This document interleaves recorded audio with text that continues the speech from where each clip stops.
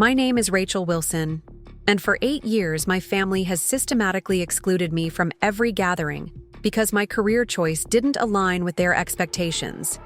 They've forgotten to send invitations, given me wrong dates, and removed me from group chats. Then, I built a multi-million-dollar restaurant consulting business, and when they threw a big family reunion without properly inviting me, I did something they never saw coming. I bought the entire venue and showed up as the new owner. Their faces when I welcomed them to my property changed everything I thought I knew about family, success, and the power of standing in your truth. Before we jump back in, tell us where you're tuning in from, and if this story touches you, make sure you're subscribed, because tomorrow I've saved something extra special for you. It started with a forwarded email. I was sitting in the business lounge at O'Hare, waiting for my flight back to Chicago after finalizing a restaurant turnaround in Seattle. My phone pinged with a message from Dylan, my business partner, and the closest thing to family I'd had for the past 8 years. "You might want to see this," was all it said, with a forwarded email below. The sender, Mark Wilson, my older brother. The golden child who had dutifully followed our father into Wilson Construction and now ran day-to-day operations while Dad eased into semi-retirement. The subject line, Wilson Family Reunion, July 15th, Parents' 40th Anniversary. The by. Greeting. Hey Dylan, I've been trying to reach Rachel, but her contact info must have changed. I stared at my phone, a familiar knot forming in my stomach, tightening until I could hardly breathe. My contact information hadn't changed in 6 years. The same phone number, the same email address, the same Chicago apartment. Mark still sent me perfunctory Christmas cards every year, addressed exactly right.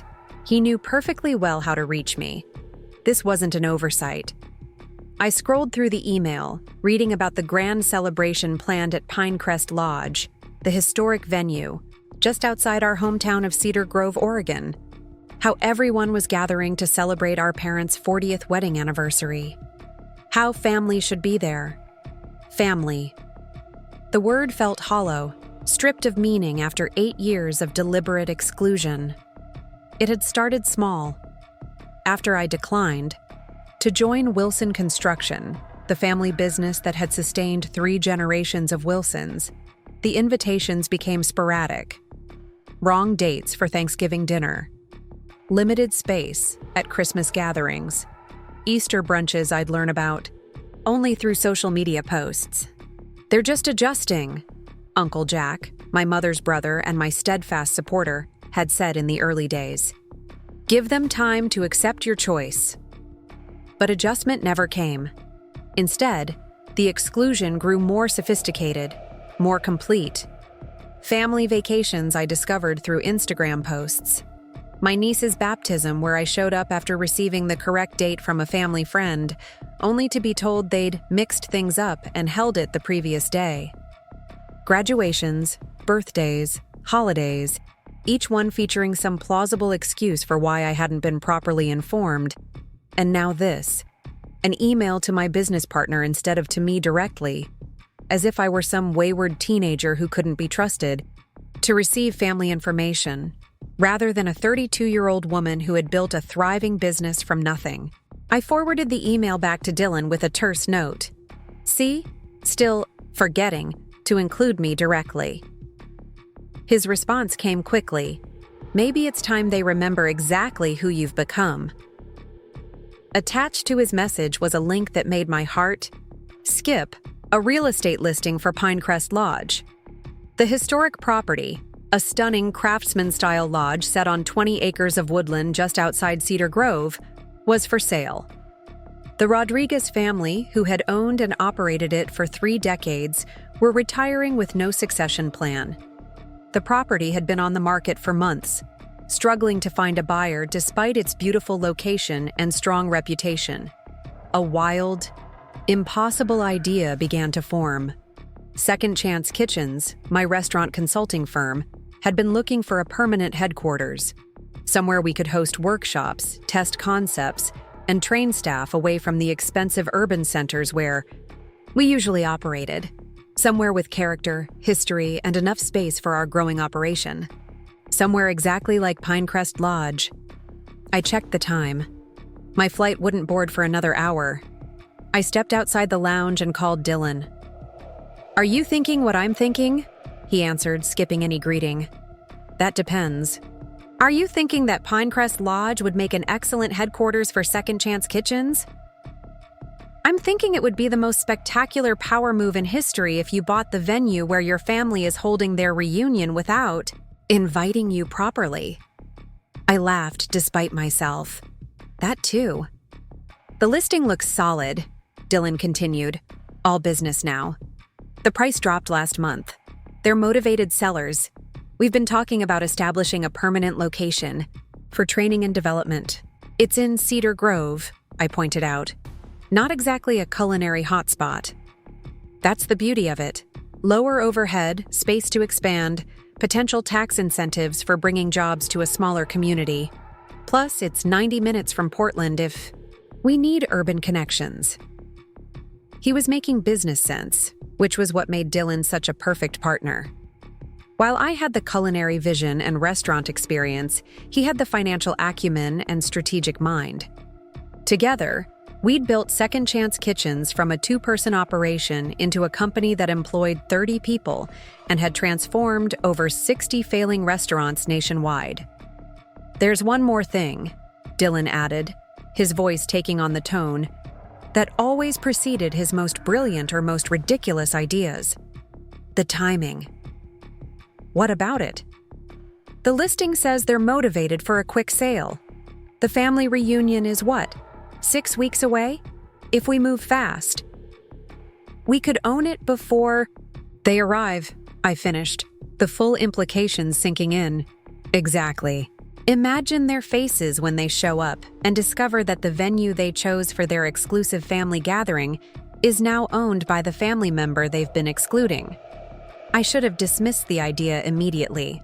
It was petty, potentially expensive, and definitely dramatic. But something about it resonated deep within me.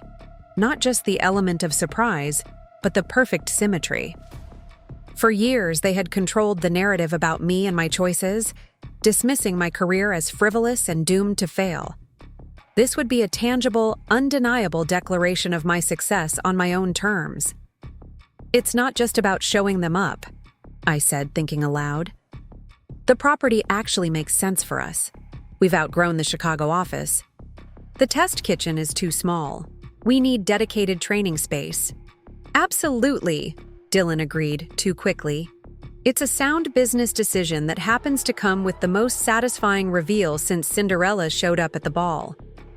"I'll have to go back to Cedar Grove," I pointed out. "Face everyone. Deal with the fallout." "You'd have to do that anyway if you attended their reunion. This way, you're doing it on your terms, in a position of power." Power. The word hung between us. For 8 years, I'd been powerless in the family dynamic, excluded, dismissed, erased from the Wilson family narrative, except as a cautionary tale. Even my growing success had been minimized or ignored. "She's playing with restaurants," my father had said when I told them about my first major client, a failing Italian place in Chicago that I'd helped transform into a neighborhood gem. "Anyone can call themselves a consultant," Mark had commented when I mentioned my expanding client list. "At least you're doing something that makes you happy," my mother had said, with the clear implication that happiness was a consolation prize for not achieving real success. None of them had bothered to understand what I was building. None of them had valued the vision, the work, the determination it had taken to create Second Chance Kitchens. "I need to see the property," I said finally. "Do some due diligence. Make sure it actually fits our needs." "I'll set up a viewing," Dylan replied, the smile evident in his voice. "And Rachel? Whatever you decide, I'm with you all the way." That was the difference between my chosen family and my birth family. Support without conditions, recognition without qualifiers, acceptance without the constant undercurrent of disappointment. 2 days later, I found myself driving a rental car along the familiar winding road that led from Cedar Grove proper out to Pinecrest Lodge. The Pacific Northwest spring had painted everything in vibrant greens and delicate wildflowers. Through gaps in the dense forest, I caught glimpses of the mountain range in the distance, still snow-capped despite the May warmth. Cedar Grove itself had changed little in the 8 years since I'd left. The same Victorian-era buildings lined Main Street, though some storefronts had changed hands. Wilson Construction's headquarters still dominated the commercial district. The 3-story red brick building with its distinctive clock tower, a visual reminder of my family's prominence in local business. I'd avoided driving past it, taking the back route out of town toward Pinecrest. Preparing and narrating this story took us a lot of time, so if you are enjoying it, subscribe to our channel. It means a lot to us. Now back to the story. I wasn't ready for potential encounters. Not yet. Not until I'd seen the property and made my decision. The lodge appeared around a gentle curve, its massive river rock chimney and wide front porch immediately recognizable from childhood memories. The Rodriguez family had hosted weddings, corporate retreats, and family gatherings here for 3 decades. I'd attended a cousin's wedding at Pinecrest when I was in high school, danced on that same porch during a community fundraiser in college. Maria Rodriguez was waiting for me in the grand entrance hall, her silver-streaked dark hair pulled back in a practical bun. She'd aged since I'd last seen her, but her warm smile remained the same. "Rachel Wilson," she said, extending her hands to clasp mine. "Eduardo told me it was you making the inquiry. It's been too long."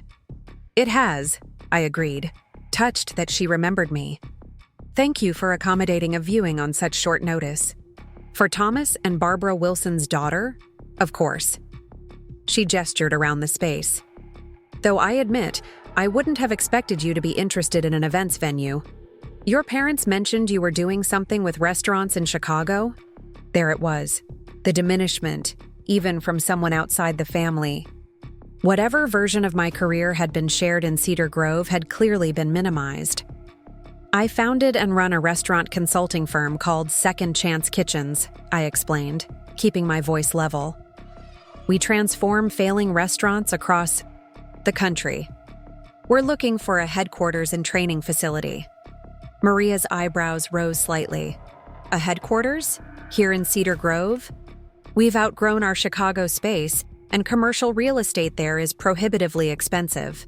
Plus, this property offers advantages we couldn't find in an urban setting: space, character, natural surroundings that promote creativity." As I spoke, I was surprised to realize how true it was. What had started as a somewhat impulsive reaction to my family's latest exclusion was actually making more and more business sense. The lodge was perfect: historic charm with modern amenities, versatile spaces that could be adapted for our needs, and a location that would allow us to expand without the crushing overhead of a major city. Maria led me through the property, from the grand hall with its soaring ceilings and massive stone fireplace to the commercial kitchen that could easily be upgraded for our test kitchen and training programs.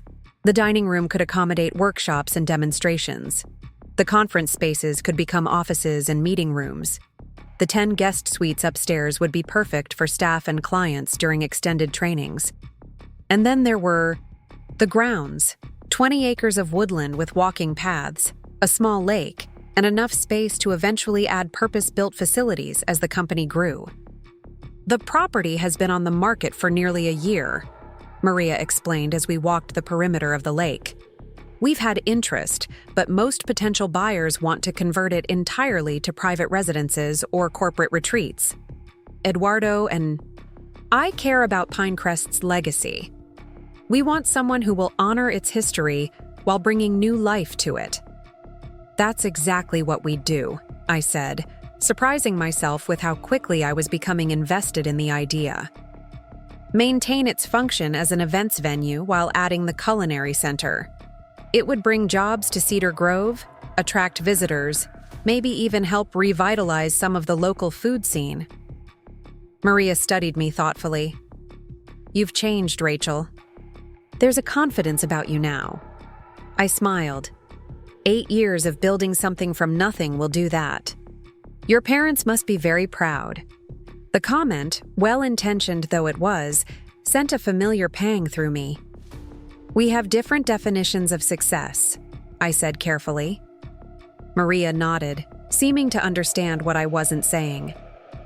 Well, I think what you're proposing sounds promising. Eduardo and I are motivated sellers. We're supposed to join our daughter in Arizona by September, but we want to ensure Pinecrest goes to the right buyers. I understand completely. Would it be possible to review the property's financial records, maintenance history, booking patterns? Of course, we can set that up. And Rachel, she added as we turned back toward the main building. I noticed your brother booked the lodge for your parents' anniversary celebration in July. Would that be problematic if you owned the property by then? There it was, the question that cut to the heart of what had partly motivated my interest. Not at all, I assured her, choosing my words carefully. In fact, I'd ensure everything proceeded exactly as planned. They'd receive the full Pinecrest experience. What I didn't say was that the full Pinecrest experience would include the surprise revelation that the venue was now owned by the family member they hadn't properly invited to the celebration.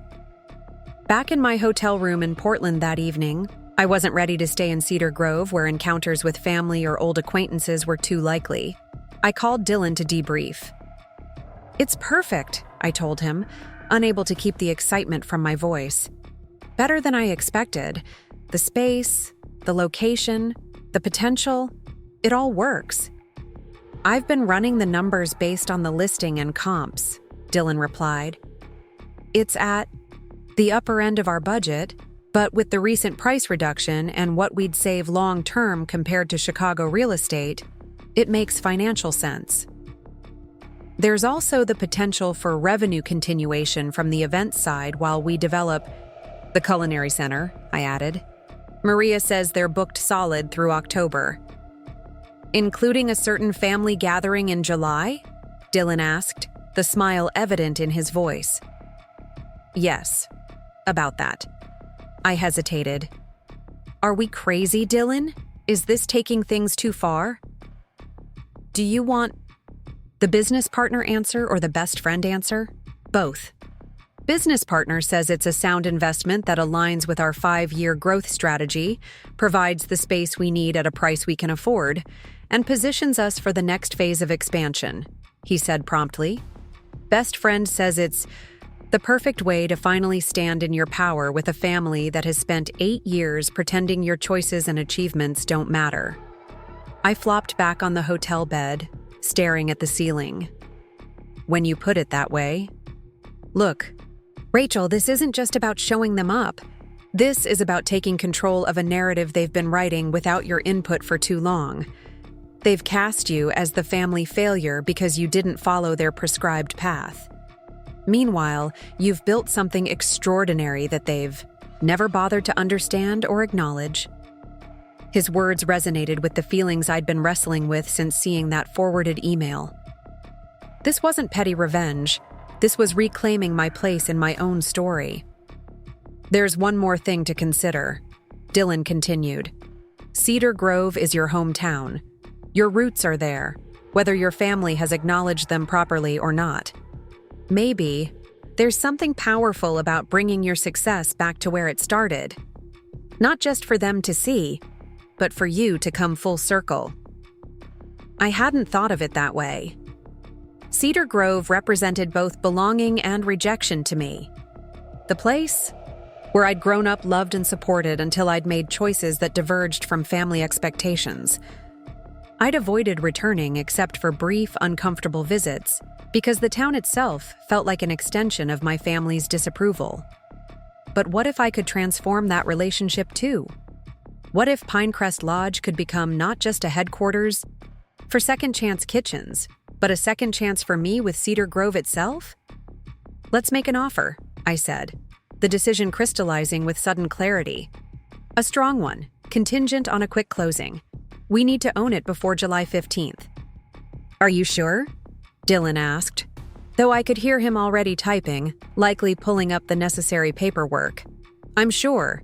This makes sense on every level: business, personal, even symbolic. Second Chance Kitchens giving a second chance to Pinecrest Lodge, to Cedar Grove, and maybe even to my relationship with my family, though on very different terms than before. Poetic, Dylan commented. I'll have the offer ready for your review in the morning. We'll need to move quickly on financing. Use the expansion capital we've been setting aside. And Dylan, not a word about this to anyone connected to Cedar Grove. I want this to be completely unexpected. My lips are sealed. Operation Prodigal. Boss Lady is officially launched. I laughed at the code name, but as we hung up, a sense of both nervousness and determination settled over me. This would change everything, not just for Second Chance Kitchens, but for my relationship with the past I'd been trying to outrun for 8 years. The next 4 weeks passed in a blur of due diligence, negotiations, and planning. Maria and Eduardo Rodriguez accepted our offer, slightly above asking price, but with an accelerated closing timeline. Our company lawyers reviewed contracts while our accountants arranged financing. I made 2 more trips to Cedar Grove, carefully timed to minimize the chance of running into family members, to inspect the property and begin preliminary planning for renovations. Through it all, I maintained radio silence with my family. Mark's email to Dylan went unanswered.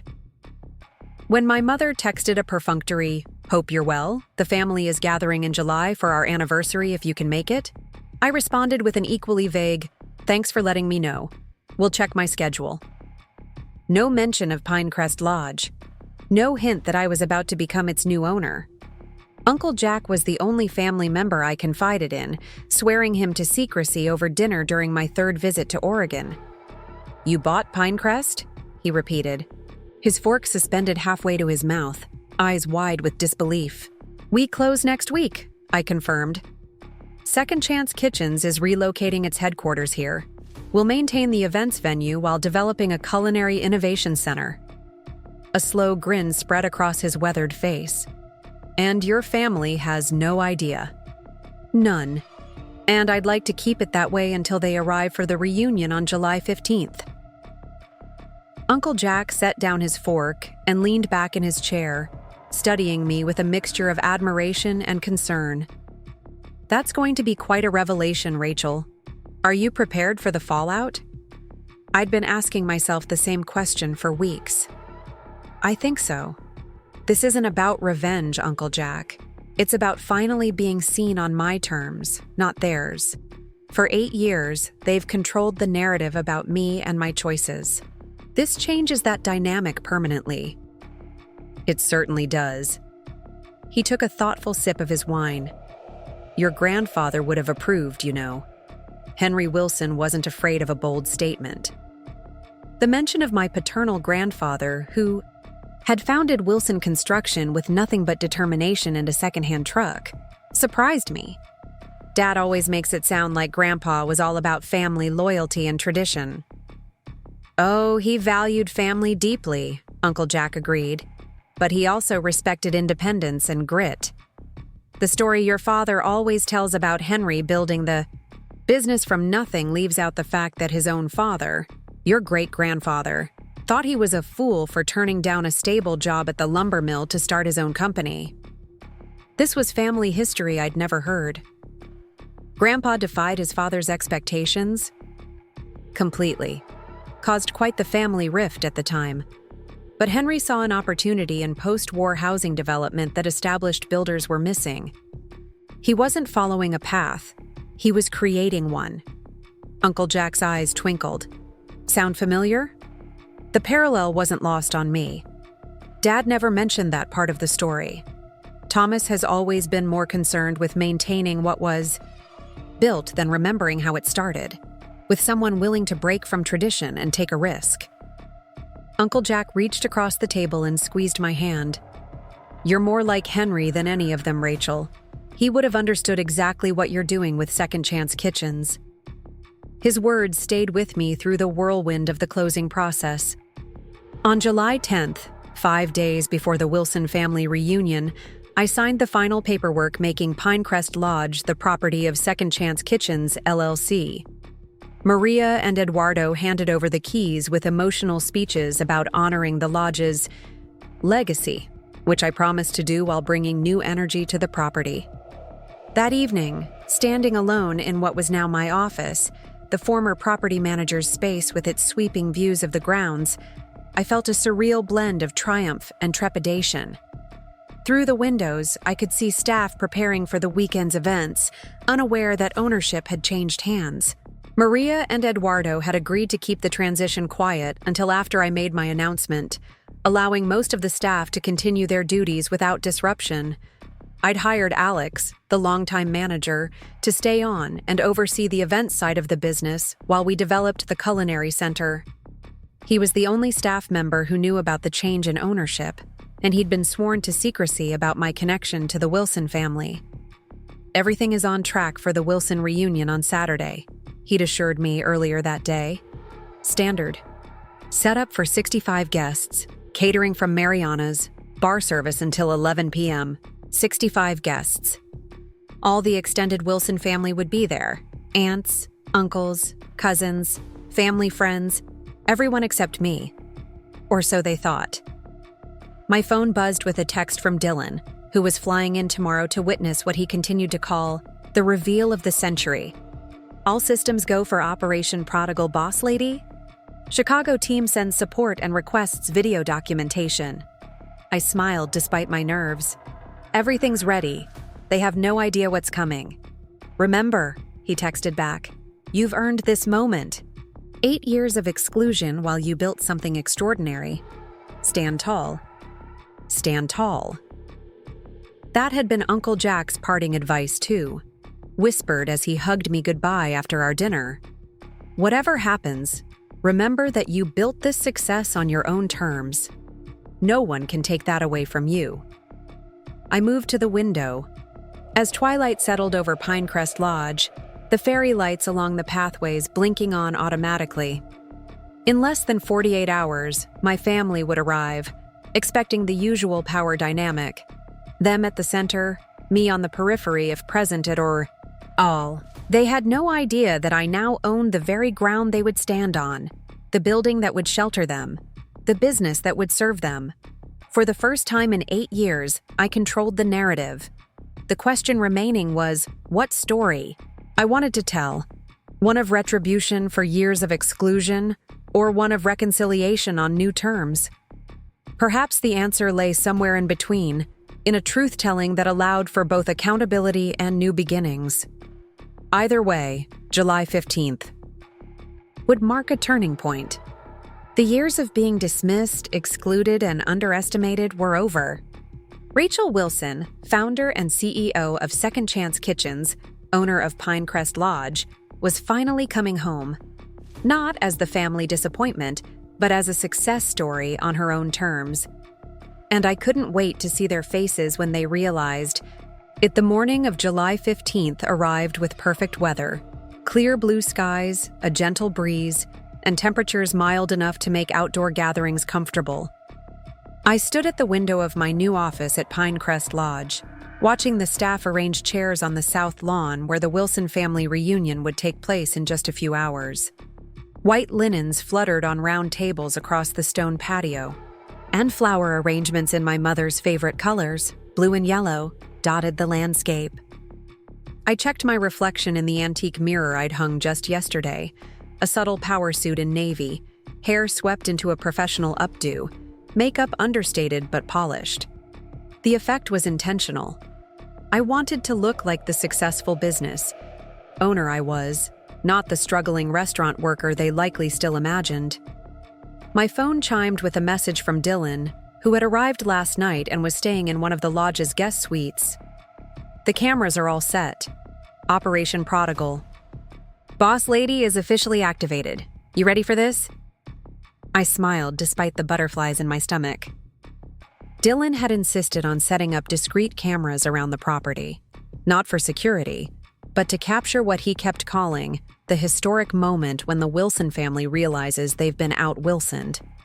I'd agreed, partly because his enthusiasm was infectious, and partly because I wanted documentation of whatever happened today. As ready as I'll ever be, I texted back. Remember what we discussed, came his immediate reply. No apologies, no diminishing your success. You own this moment like you own this lodge. He was right. For 8 years, I'd been conditioned to downplay my achievements around my family, to accept their dismissal, to swallow hurt and pretend their exclusion didn't matter. Today would be different. Today, I would stand in the unvarnished truth of what I'd built. A knock at the door interrupted my thoughts. Alex, Pinecrest's longtime manager who I'd retained after the purchase, stood in the doorway looking slightly anxious. Ms. Wilson, the first cars are arriving. I believe it's your immediate family. Thank you, Alex. I'll head down shortly. I straightened my jacket, took a deep breath, and picked up a folder containing documentation of the venue purchase. Proof, if needed, that this wasn't some elaborate prank. As I made my way through the lodge's grand hallways, memories from my childhood flickered through my mind. Family gatherings where my accomplishments were always measured against Mark's or Heather's. My father's dismissal when I'd announced my intention to attend culinary school instead of business college. My mother's poorly disguised disappointment when I declined a position at Wilson Construction to pursue restaurant work in Chicago. You'll come crawling back when you've failed, my father had said. The restaurant industry chews up dreamers and spits them out. A Wilson has run Wilson Construction for 3 generations, Mark had reminded me, his tone making it clear that I was breaking something precious. You're turning your back on family legacy. Only Uncle Jack had offered support, slipping me a check for $5,000 and his unwavering belief.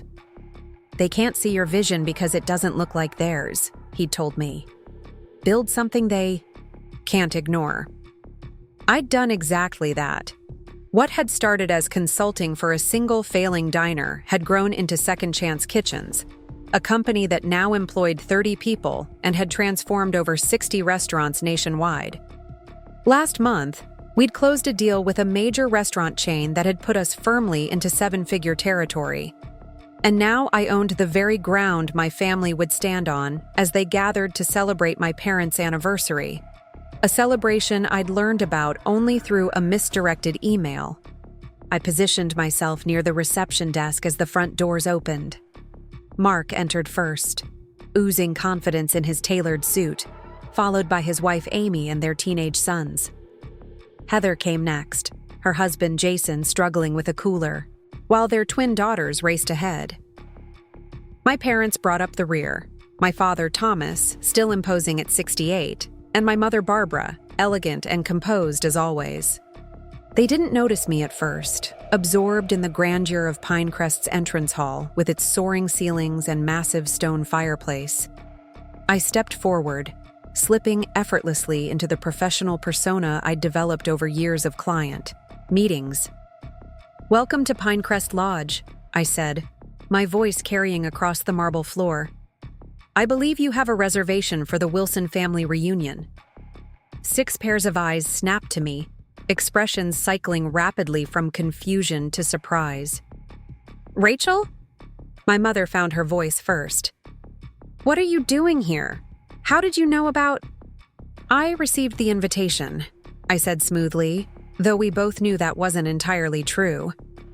"Through Dylan, since apparently my contact information has been difficult to keep track of these past few years." Mark had the grace to look uncomfortable. "We tried to reach you," he said, the excuse sounding hollow even to his own ears. "Communication goes both ways, you know." "Indeed it does," I agreed, maintaining my professional smile. "Which is why I'm here to personally welcome you to Pinecrest Lodge." My father stepped forward, his brow furrowed. "I didn't realize you were working here now," he said, his tone suggesting that this would be a step down from even his low expectations of my career. "I'm not working here," I corrected him. "I own Pinecrest Lodge. The sale was finalized 5 days ago." The silence that followed was absolute. My father's face flushed dark red. My mother's hand flew to her pearl necklace. Mark and Heather exchanged identical looks of disbelief.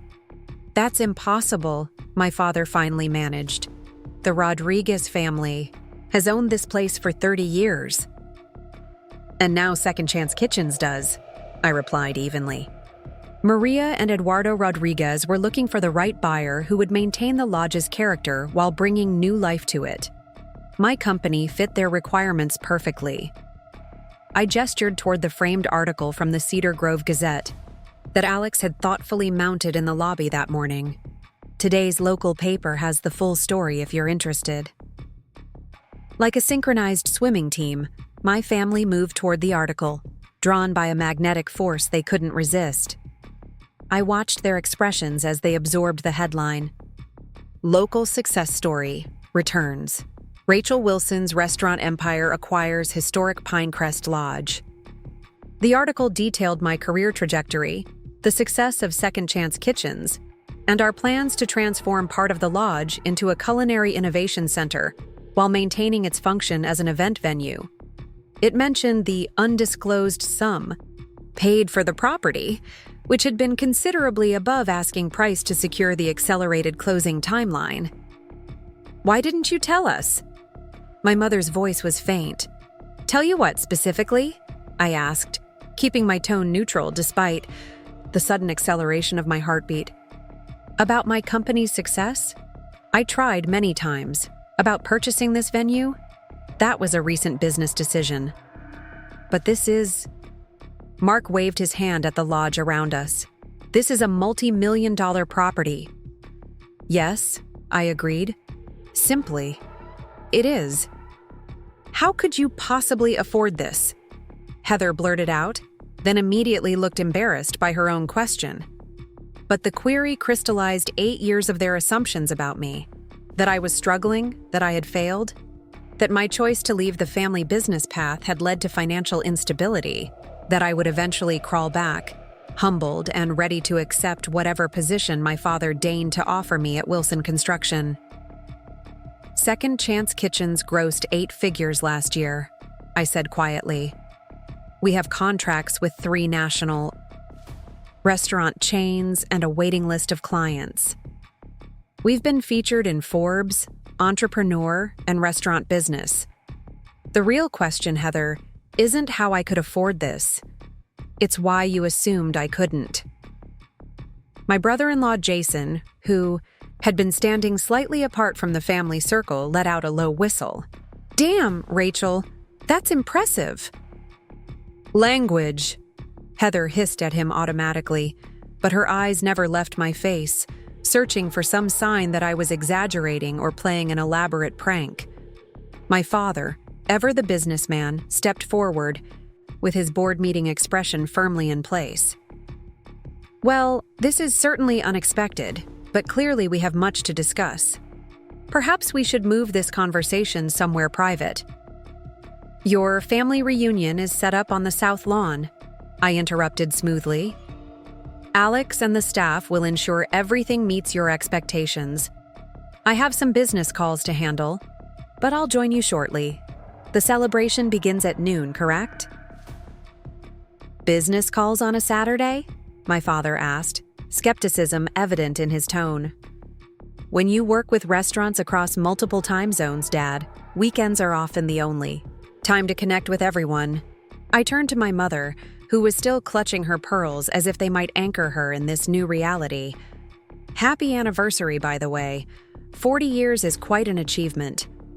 Before any of them could respond, I nodded professionally and walked back toward my office, feeling their stunned gazes follow me with every step.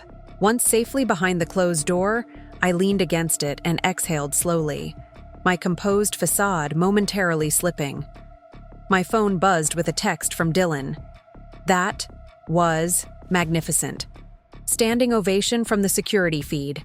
The look on your brother's face when you dropped the 8 figures line. Priceless. Despite the tension knotting my stomach, I smiled. Phase 1 complete. But the day was just beginning, and I had no illusions that my family would simply accept this new dynamic without resistance. For the next hour, I busied myself with legitimate work, calls with our Miami project manager, and emails about our upcoming contract in Seattle. Through my window, I could see the reunion taking shape on the lawn below. More relatives arriving, children playing. The caterers, who I'd personally upgraded without informing my family, setting up a more elaborate spread than had been originally planned. I'd just finished a call when a knock at my door announced my sister Heather, standing stiffly in the hallway. "Mom sent me to see if you're joining us," she said, her eyes scanning my office with poorly disguised curiosity. "Of course," I replied, saving my work and standing. I wouldn't miss it. As we walked through the lodge's back corridors toward the lawn, Heather's questions burst forth like water through a breaking dam. "How long have you been planning this? Does Uncle Jack know? Is this some kind of revenge for us not including you in things?" I stopped walking, turning to face her directly. This venue became available. It made business sense. The timing with the reunion is coincidental. Coincidental, she repeated, skepticism heavy in her voice. Like how we coincidentally forgot to add you to the family group chat for 3 years straight. The direct acknowledgement of the exclusion, something my family had always carefully avoided, caught me off guard. "At least you're finally admitting." "It was deliberate," I said quietly. Heather had the grace to look uncomfortable. "Look, it wasn't like we all sat around plotting against you. It was just easier." "Easier?" "You left, Rachel. You rejected the family business, moved away, started doing your own thing. Every time you'd come home, there'd be tension with Dad and Mark. You'd talk about your restaurant work. They'd make comments. You'd get defensive. It was exhausting." "So, excluding me was the solution?" "It wasn't supposed to be permanent," she said, not quite meeting my eyes. "Just until you, I don't know, came around." "Came around to what exactly? Admitting I'd made a mistake? Begging for a job at Wilson Construction?" "Something like that," she admitted. We'd reached the glass doors leading to the patio.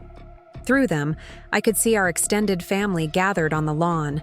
Aunts, uncles, cousins, some I hadn't seen in years. My parents were at the center, greeting guests with practiced smiles.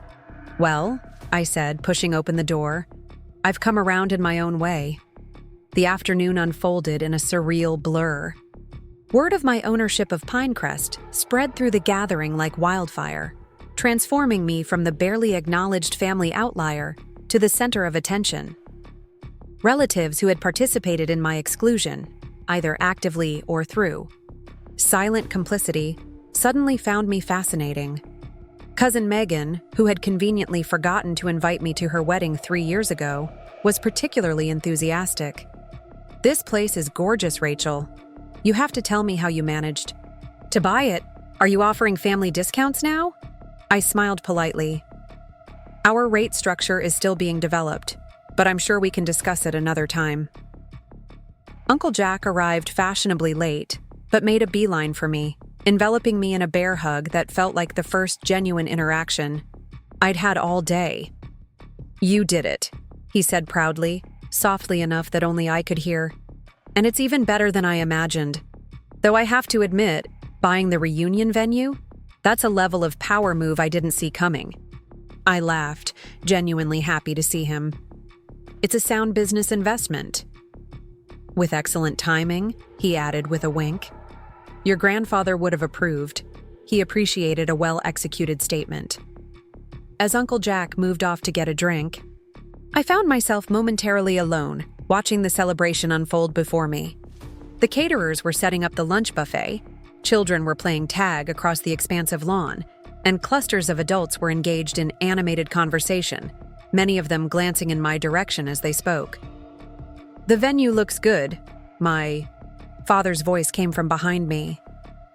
"You've made some improvements already." I turned to find him standing stiffly, drink in hand, surveying the property with the appraising eye of a developer. "Thank you," I replied. The Rodriguez family maintained it beautifully, but there were some updates needed to meet current event standards. He nodded, his eyes still scanning the grounds rather than meeting mine. Your mother tells me your company is called Second Chance Kitchens. Interesting name. We specialize in turning around failing restaurants, I explained. Everyone deserves a second chance to get it right. My father nodded slowly, his eyes finally shifting to meet mine. Some might say the same about families. Before I could respond to this unexpected opening, Mark joined us, 2 drinks in hand. He offered one to me, a gin and tonic with cucumber, my preferred drink from years ago. The fact that he remembered such a small detail after years of strained interaction caught me off guard. Quite the operation you've built, he said, gesturing around the property. You always did have an eye for potential, even as a kid. Remember when you convinced Dad that the old Henderson barn would make a perfect Wilson construction storage facility? The memory surprised me. I couldn't have been more than 14 at the time, spotting the abandoned barn while we were driving to a job site. I'd spent the entire ride back explaining to my father why it would be a perfect purchase. He'd bought it a month later. I'd forgotten about that, I admitted. I checked out your company website during lunch, Mark continued. The Chicago project you did last year, the Italian place that was circling the drain, that transformation was incredible. You completely reinvented it while keeping its core identity intact. The fact that he'd bothered to research my work and understood what made it special was unexpected. That's what we do, I said. Find what's worth saving and build on it, rather than starting from scratch. My father cleared his throat. Your brother has been considering diversifying Wilson Construction, looking into commercial restaurant renovations, actually. Is that so? I looked at Mark with new interest. We've done a few projects, but without specialized knowledge of restaurant operations, we're not as competitive as we could be. Mark's admission of a limitation was unlike him. The requirements for commercial kitchens, dining spaces, flow of service. It's a steep learning curve when you're used to standard commercial builds. Perhaps there's room for collaboration, my father suggested, his tone carefully neutral. Before I could respond to this unexpected olive branch, my mother appeared at my elbow, tension evident in her perfect posture. Rachel, dear, could I speak with you privately for a moment? There's an issue with the anniversary cake. I excused myself and followed her into the lodge's kitchen, where the catering staff was busily preparing for the main meal. The multi-tiered anniversary cake sat perfectly on its stand, exactly as I had approved it yesterday. The cake looks fine, I observed. The cake wasn't the issue, my mother said, turning to face me with unusual directness. I needed to speak with you alone. I crossed my arms, waiting. Why didn't you tell us? She asked, her voice quiet, but intense. About your success, about this place. Why let us believe you were struggling all this time? I did tell you, I replied evenly. Every time I shared a milestone, a new client, a magazine feature, a business expansion, it was dismissed as insignificant. We didn't dismiss. Dad said, and I quote, "Playing with food isn't building a legacy," when I told you about my first major restaurant transformation. Mark suggested I was exaggerating our growth numbers when I mentioned our expansion to Chicago. You changed the subject to Heather's real estate awards every time I tried to share my company's achievements. My mother's face flushed. We didn't understand what you were building. It seemed like hobby work. Hobby work doesn't generate 8-figure revenues, Mom. She flinched slightly at the number. No, clearly it doesn't. She paused, choosing her next words carefully. Your father and I, we were hurt when you left Cedar Grove. The plan had always been for you children to join Wilson Construction. 3 generations. And then suddenly, our only daughter decides it's not good enough for her. It wasn't about it not being good enough, I explained for what felt like the 100th time. It was about following my own path, not one laid out. For me, before I was even born. And we should have respected that, she admitted quietly. Instead, we punished you for it. The frank acknowledgement, something I'd never expected to hear, left me momentarily speechless. The missed invitations, she continued, the accidental exclusions. It was childish and cruel. I let it happen because it was easier than confronting your father's disappointment or challenging Mark's resentment. I'm sorry, Rachel. Tears pricked at my eyes, unwelcome and unexpected. I'd prepared for continued denial, for justifications, for everything except a straightforward apology. Why now? I managed to ask. Because I've proven I can be successful on my own terms. Because seeing you today, confident, accomplished, clearly in your element, made me realize what we've been missing all these years. Not just your presence at family gatherings, but the person you've become. She reached out hesitantly, touching my arm. I'm proud of you, Rachel. I should have said that years ago.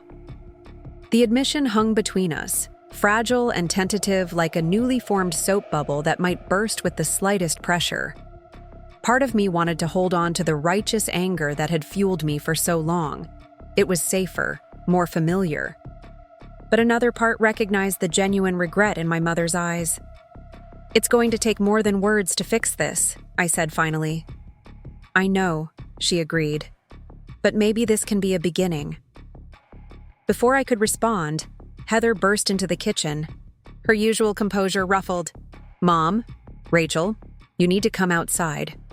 Dad's about to make some kind of announcement and he's got that look on his face. What look? My mother asked, alarmed. The one he gets before making major business decisions without consulting anyone, Heather replied, rolling her eyes. Come on, we need to run interference before he offers to buy the lodge from Rachel or something equally dramatic. Despite the tension of the moment, I almost laughed at how accurately Heather had read our father's tendencies. Thomas Wilson didn't process emotional revelations well. He turned them into business propositions, concrete problems that could be solved with contracts and handshakes. We followed Heather back outside, where indeed my father had positioned himself at the center of the gathering, champagne glass in hand, with the distinct air of a man about to make a pronouncement. Mark stood nearby, his expression suggesting he wasn't entirely on board with whatever was about to happen. There you are, my father said, spotting us emerging from the lodge. Perfect timing. I was just about to invite everyone's attention, for a moment. He tapped his glass with a spoon, the clear chime cutting through the buzz of conversation. The extended Wilson clan gradually quieted, turning toward him with expectant expressions. First, Barbara and I want to thank you all for coming to celebrate our 40th anniversary, he began, his authoritative voice carrying easily across the gathering. Family is the cornerstone of everything we've built, everything we value. I steeled myself for the usual speech about legacy and tradition, about Wilson values and achievements. Instead, my father surprised me.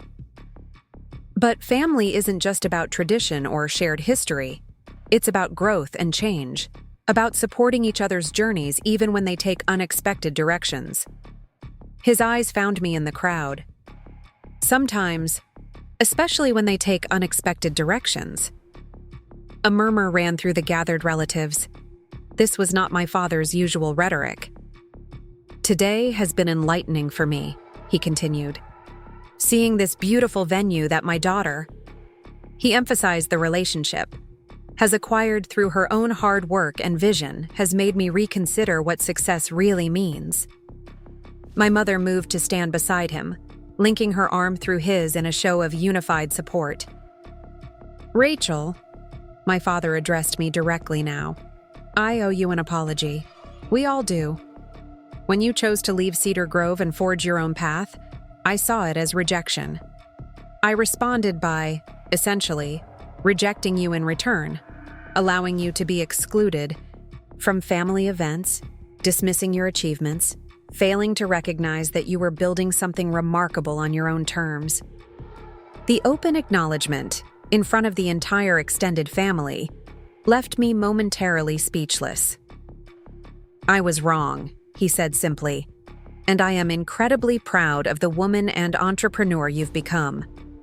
Uncle Jack, standing nearby, whispered, "Didn't see that coming, did you?" I shook my head slightly, emotion tightening my throat. "I'd like to propose a toast," my father continued, raising his glass, "to 40 years of marriage, to family in all its complex glory, and to second chances, both in business and in relationships."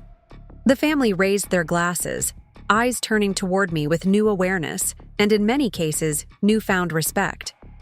"To second chances," they echoed.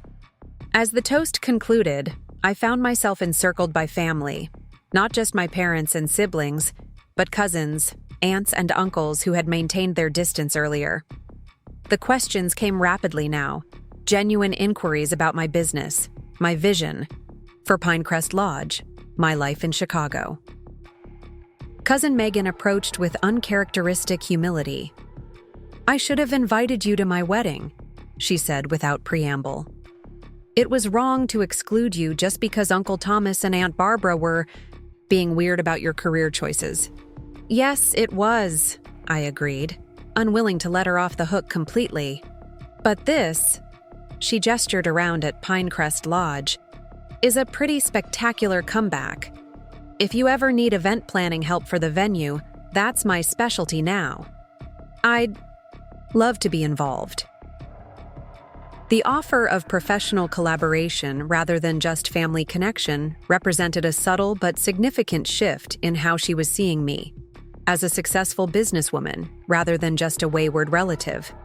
As the afternoon progressed, I found myself engaged in more genuine conversations with family members than I'd had in years.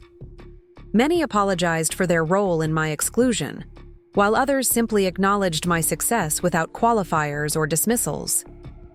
The shift wasn't universal. A few older relatives still regarded my culinary career with barely disguised skepticism, but the overall dynamic had undeniably changed.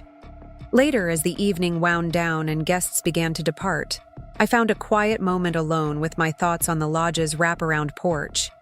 The property stretched before me, full of potential and possibility, much like the relationship with my family now. The confrontation I'd been bracing for had instead become something more complex, an opportunity for genuine recalibration of expectations and connections. My father joined me, leaning against the porch railing as the sunset painted the sky in vivid oranges and pinks. "Your grandfather bought the first Wilson construction truck with money he'd saved for 7 years, $1 at a time," he said, conversationally. "He kept it running with spare parts and sheer determination until he could afford better." I nodded, familiar with the family legend, but unsure where he was going with it. What I never emphasized in that story was his innovation. He saw an opportunity in post-war housing development that established builders missed. He wasn't following a path. He was creating one. My father turned to face me. "Uncle Jack told me you two discussed this recently. He's right. You reminded me of that today. The Wilson legacy isn't about buildings or business names. It's about vision and determination." "I never rejected the family legacy, Dad," I said quietly. "I just needed to express it my way." "I understand that now." He hesitated, then asked, "Would you consider allowing Wilson Construction to handle the renovations for your culinary center? At cost, of course. Consider it a belated welcome home gift." The offer, acknowledging my business plans as legitimate, rather than dismissing them, represented a significant shift in our dynamic. "I'll consider it," I said carefully, "but any work would need to meet Second Chance Kitchen standards." "I wouldn't have it any other way," he agreed, his businessman's pride reasserting itself. "We do quality work. Always have." As he walked away to find my mother, I pulled out my phone and texted Dylan, who had discreetly observed the day's events while mingling as my business associate. Plot twist, Might be using family business for renovations after all, but as a client, not a prodigal daughter. Progress? His reply came quickly. Character development. Love it. But keep the deed to the lodge locked up tight just in case. I smiled, tucking my phone away and taking a final look at Pinecrest Lodge. My property, my achievement, but also now a potential bridge between my past and future. The journey from exclusion to ownership had been driven partly by a desire to prove my worth, to make a statement about being overlooked. What I hadn't anticipated was that standing firmly in my success, fully visible on my own terms, would create space for genuine reconnection rather than just vindication. The ownership transfer had changed more than property rights. It had transferred the power to define my place in the family narrative from them to me. Tomorrow, I would begin planning the innovations that would transform Pinecrest Lodge into a culinary destination. Perhaps I would indeed hire Wilson Construction for the renovations, integrating my vision with family resources in a way that honored both. Perhaps my nieces and nephews would see different possibilities for their futures by watching their aunt forge a path outside the expected Wilson trajectory. The path forward wasn't perfectly clear, but for the first time in 8 years, it included my family. Not on their terms or mine alone, but on new terms we would create together, standing on ground that I now literally owned. The week following, the reunion unfolded in ways I never could have anticipated. What I had envisioned as a dramatic statement, buying Pinecrest Lodge and revealing my ownership to my family, had evolved into something more complex. The beginning of a delicate reconciliation process that would require navigation of 8 years of hurt, misunderstanding, and missed connections. Monday morning found me in my office at the lodge, reviewing renovation plans with Dylan. The initial designs for transforming the East Wing into a culinary innovation center looked promising, but the estimated costs had come in higher than our initial projections. We could phase the renovations, Dylan suggested, scrolling through spreadsheets on his tablet. Start with the test kitchen and classroom spaces, then add the production studio in year 2. That pushes our video content strategy back significantly, I countered, frowning at the timeline. And we've already secured interest from 3 streaming platforms for the recovery series. Dylan was about to respond when Alex knocked on the open door. Ms. Wilson, your father is here. He says he has some ideas about the renovations. I exchanged a surprised look with Dylan.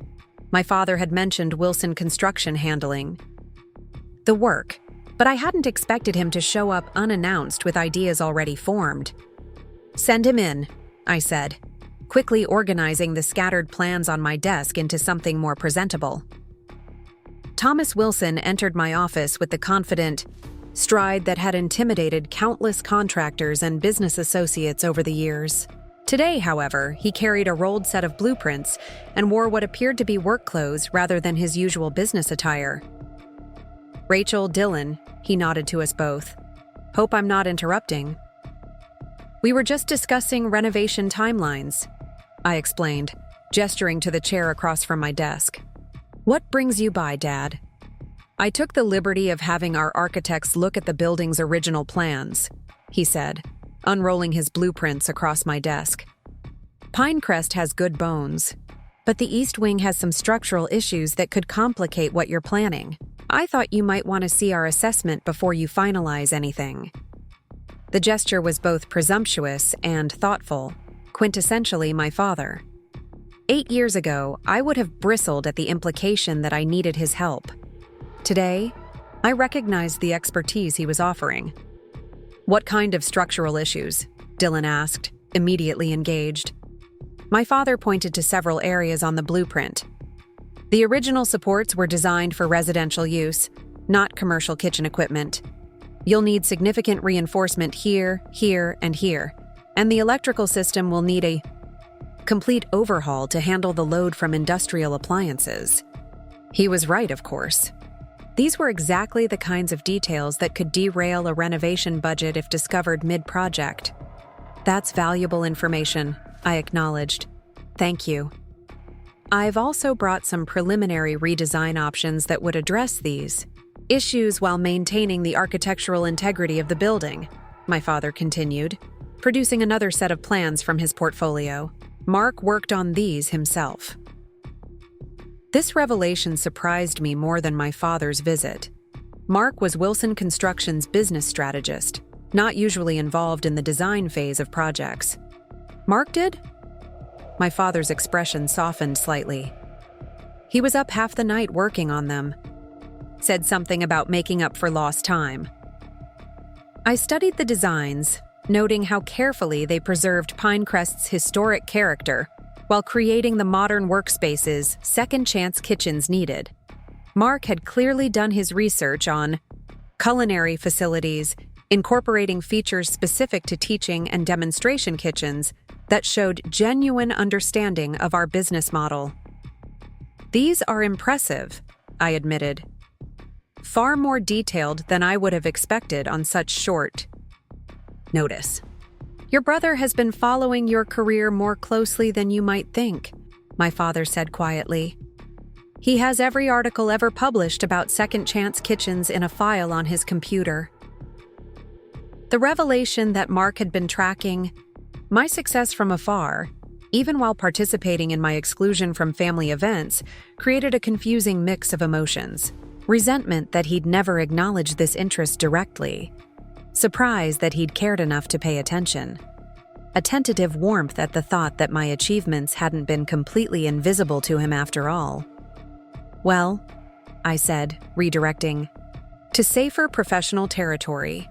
These designs address several challenges we were just discussing.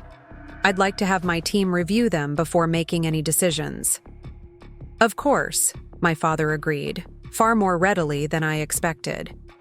The old Thomas Wilson would have pushed for immediate commitment, leveraging the moment to secure the contract.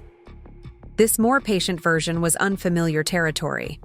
As he gathered his blueprints, he hesitated, then said, "Your mother and I were hoping you might join us for dinner tonight. Nothing formal, just the three of us." The invitation caught me off guard. In previous years, family dinners had been performative events designed to showcase Heather's and Mark's achievements while subtly highlighting my perceived failings.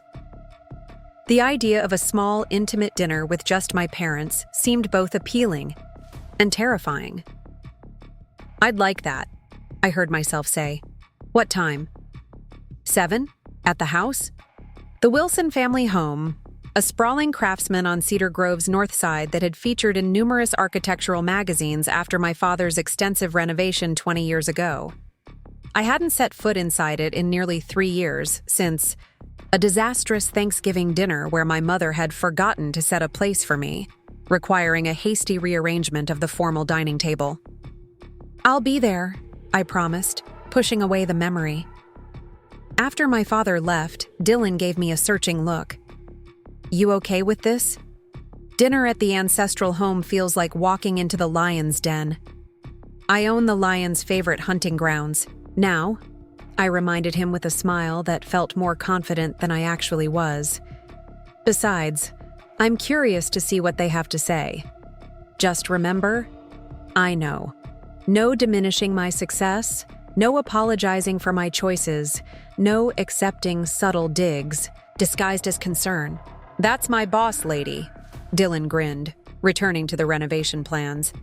"Now, about these structural modifications Mark suggested." We spent the rest of the morning analyzing the designs, reluctantly concluding that they offered significant improvements over our original plans. By lunch, I'd decided to reach out to Mark directly rather than communicating through my father. His response to my text came almost immediately. "Available to discuss anytime. Could come to Pinecrest this afternoon if that works for you." The week following the reunion passed in a blur of activity. I threw myself into the immediate plans for Pinecrest Lodge, meeting with architects, reviewing permit requirements, and working with Alex to ensure the venue's existing bookings would continue uninterrupted during the initial renovation phase. Each morning, I woke up in what had been the property manager's cottage, now my temporary home until I decided whether to maintain a permanent residence in Cedar Grove. or continue splitting my time between here and Chicago. On Thursday morning, my phone rang with a call from Mark.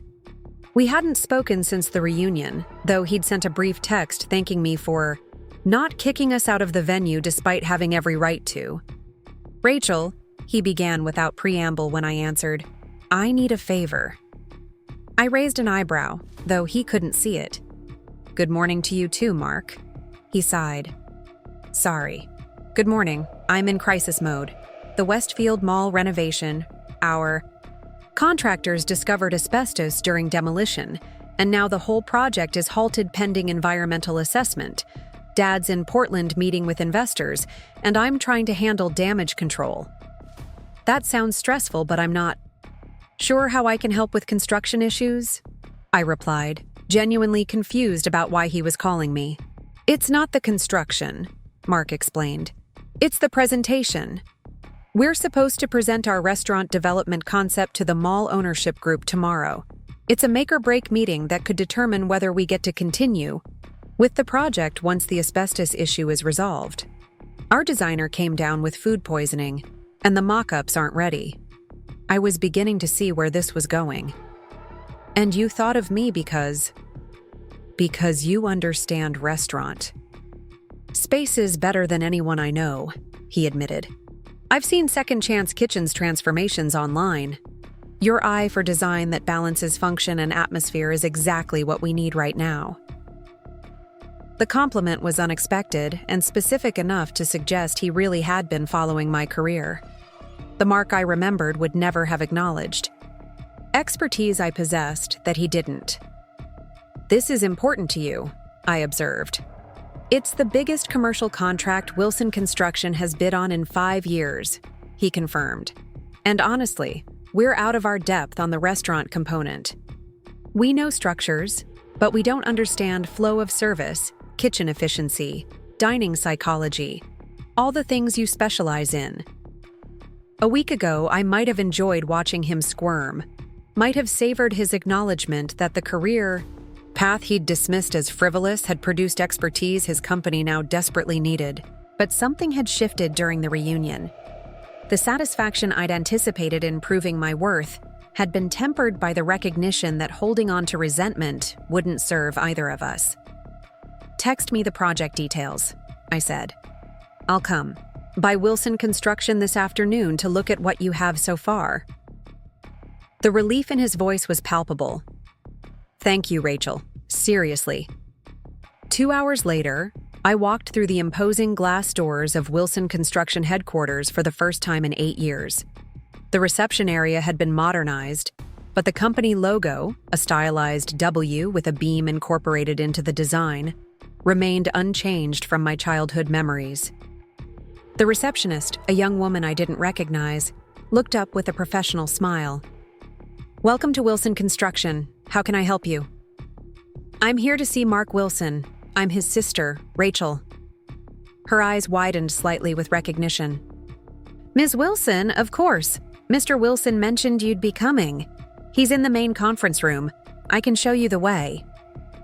"I remember where it is," I assured her, heading toward the staircase that led to the second floor.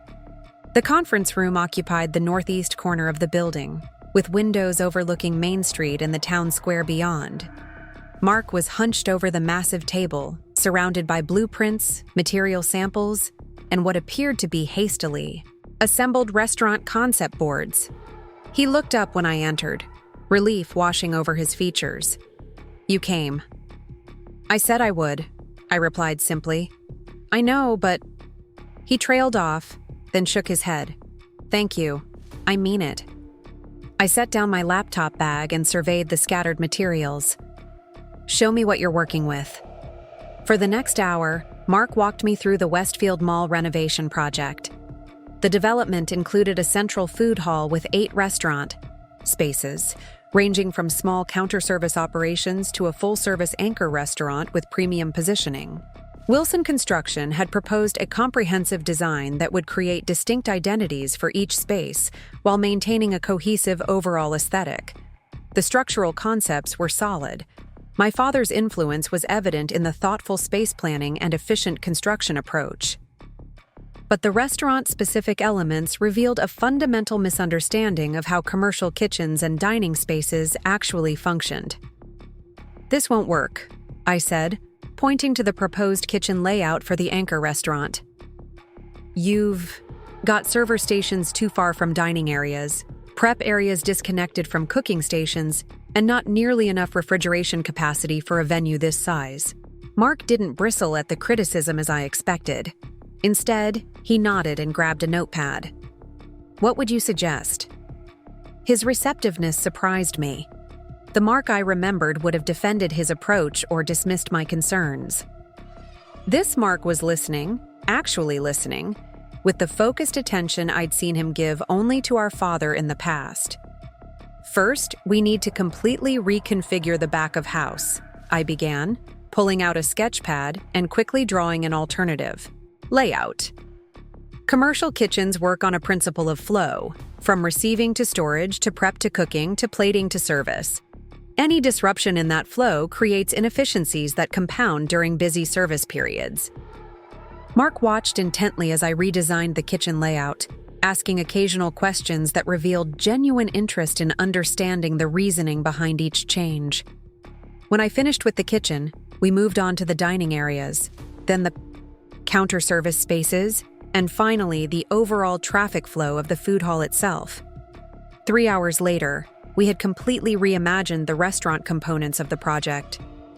I'd drawn up preliminary concept boards that showcased not just how the spaces would look, but how they would function, something Mark admitted had been missing from their original proposal. "This is incredible," he said, surveying our work. "The mall developers are going to love this approach. It addresses every concern they raised in the initial feedback." I felt a surprising surge of satisfaction that had nothing to do with proving my worth and everything to do with the work itself. Despite our complicated history, Mark and I had always shared a natural ability to visualize spaces and structures, a Wilson trait, our father called it. "I enjoyed this more than I expected," I admitted. "It's been a while since I worked on a ground-up design rather than a renovation." Mark studied me for a moment. "You know, there's a huge opportunity in this kind of specialized restaurant development work. Most architecture firms don't understand the operational realities of food service, and most restaurant consultants don't have construction expertise. You have both." "Are you offering me a job, Mark?" I asked, only half joking. He laughed, but then grew serious. "Not a job, a partnership. Wilson Construction and Second Chance Kitchens collaborating on specialized restaurant development projects. Your expertise in food service operations, our expertise in construction and project management." The proposal caught me completely off guard. A week ago, we hadn't spoken in months. Now he was suggesting a business partnership? It seemed surreal. "That's quite a leap from one afternoon of collaboration," I said carefully. "Is it?" he challenged. "We just completely reimagined a major project in a few hours, with minimal friction and maximum efficiency. Imagine what we could accomplish with a formalized collaboration." His enthusiasm was genuine, which made the situation all the more confusing. This was a dramatic shift from the brother who had participated in my exclusion from family events for years. "Why now, Mark? For 8 years, you've acted like my career choices were a disappointment to the family. Now suddenly you want a partner with my company?" He had the grace to look uncomfortable. "I deserved that. But I need to clarify something. I never thought your career choices were a disappointment. That was Dad's narrative, not mine." "You certainly never contradicted it," I pointed out. "No, I didn't," he acknowledged. "And that was cowardly. The truth is, I've been following your success for years. That restaurant in Miami you transformed from a failing seafood place into the Cuban-inspired hotspot? I flew down just to see it after the renovation was featured in Restaurant Development Quarterly. This revelation stunned me. You went to Miami to see my work? You never said anything." "How could I?" he asked, spreading his hands. I'd spent years going along with Dad's dismissal of your career. I'd participated in the family events where you were conveniently forgotten. I couldn't suddenly express admiration for what you were building without acknowledging my role in how you'd been treated. His candor was disarming. The Mark I remembered hid vulnerability behind confidence bordering on arrogance. This open acknowledgement of fault represented growth I hadn't expected. So your solution was to continue pretending my success didn't exist? My solution was cowardice, he admitted. It was easier to maintain the status quo than to challenge Dad or admit I'd been wrong. Then you bought Pinecrest Lodge and forced us all to confront the reality of what you've built. He smiled ruefully. It was the wake-up call we deserved. I studied him, searching for signs of the old Mark, the calculated charm he deployed. When trying to secure an advantage, the subtle manipulation he'd learned from our father. But all I saw was genuine regret and what appeared to be sincere admiration. I need to think about this, I said finally. A business partnership is a significant commitment, especially given our history. Of course, he agreed immediately. Take all the time you need. The offer stands regardless of whether you help with tomorrow's presentation. I'll still help with the presentation, I assured him. I said I would, and I keep my commitments. Something flashed in his eyes, recognition perhaps of the implicit criticism in my words. Wilson family commitments had proven remarkably flexible when it came to including me over the years. Thank you, he said simply. And Rachel? I am sorry. For all of it. The exclusion, the dismissal, the silence about your success. You deserved better from your family, especially from me. The straightforward apology, without qualifications or deflections, caught me off guard. I'd prepared for so many scenarios upon returning to Cedar Grove, but genuine remorse hadn't been among them. I appreciate that, I said, unsure how to respond to this unfamiliar version of my brother. Let's focus on getting this presentation ready. We can talk about the rest later. We worked for another 2 hours, refining the concept boards and preparing talking points for the presentation. As we wrapped up, Mark offered to have dinner delivered so we could continue working, but I declined, citing a previous commitment with Dylan to review Pinecrest's event calendar. As I gathered my things to leave, Mark hesitated, then asked, "Have you spoken with Heather since the reunion?" "No," I replied. "Why?" "She wants to talk to you, but she's convinced you won't want to hear from her." He paused. "She feels terrible, Rachel, about everything." I sighed. Heather and I have always had a complicated relationship. That was an understatement. 3 years younger than me and 5 years younger than Mark, Heather had occupied a unique position in our family dynamic, protected by her status as the baby, yet constantly striving to prove herself against her older siblings. While Mark had followed our father into construction, Heather had carved out her own niche in real estate, becoming one of Cedar Grove's top agents by her mid-20s. Her success had been celebrated at every family gathering, while my struggles in the early days of my consulting career had been carefully ignored. The contrast had created a tension between us that predated the systematic exclusion, but certainly hadn't helped. "Just consider talking to her," Mark suggested. "She's changed, Rachel. We all have." I nodded non-committally and left, my mind swirling with conflicting emotions. The productive collaboration with Mark had been unexpected, his business proposition even more so. And now the suggestion that Heather wanted reconciliation added another layer of complexity to my return to Cedar Grove. As I drove back to Pinecrest, my phone rang through the car's Bluetooth system. Dylan's name appeared on the dashboard display. "Please tell me you're on your way back," he said when I answered.